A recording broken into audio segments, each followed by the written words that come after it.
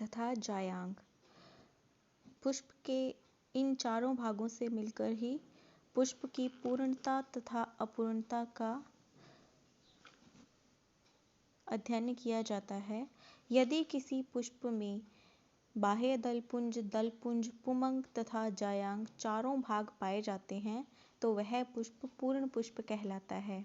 उदाहरण के लिए हम सरसों, मटर इत्यादि के पुष्पों को ले सकते हैं। तथा यदि किसी पुष्प में इन चारों भागों में से कोई एक भाग भी अनुपस्थित हो तो उसे अपूर्ण पुष्प कहते हैं, जैसे पपीता व लौकी इत्यादि।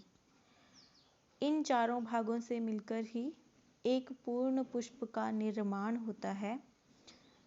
बाह्य दलपुंज के अंतर्गत पादप के हरे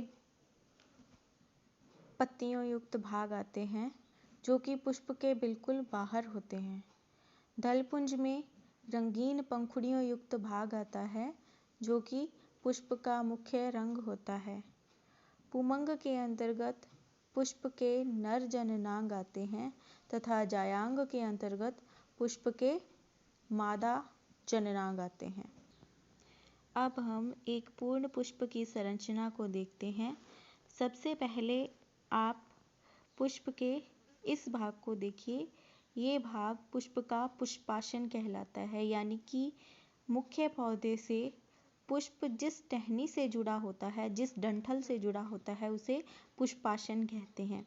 पुष्पाशन के पश्चात हरे रंग की पत्तियों समान संरचना को बाह्य दलपुंज कहा जाता है। बाह्य दलपुंज पुष्प की हरी पत्तियों युक्त संरचना होती है। उसके पश्चात पुष्प की रंगीन पंखुड़ियाँ, जो ये आपको दिखाई दे रही होंगी, ये रंगीन पंखुड़ियाँ जो हैं वो पुष्प का दलपुंज कहलाती हैं।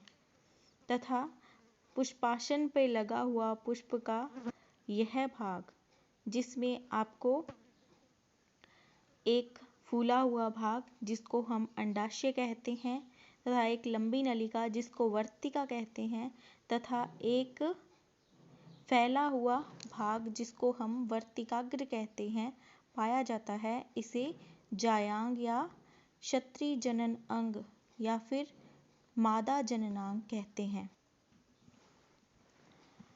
तथा मादा जननांग के दोनों ओर लगे हुए इन पतले तंतु जैसी संरचनाओं को पुंकेसर तथा इनके ऊपर लगी हुई संरचना को परागकोश कहते हैं। इन परागकोशों में परागकण यानी कि नर युग्मकोद्भिद बंधे हुए रहते हैं। इस सभी भाग को मिलाकर के हम पुमंग या पुंकेसर कहते हैं। पुमंग के अंतर्गत परागकोश तथा पुतंतु यानी कि परागतंतु आते हैं। यह पुष्प का नर जननांग कहलाता है। यदि किसी पुष्प में ये चारों भाग उपस्थित हैं तो वो पुष्प पूर्ण पुष्प कहलाता है। तथा यदि किसी पुष्प में इन चारों भागों में से कोई भाग अनुपस्थित हो तो वह अपूर्ण पुष्प कहलाता है।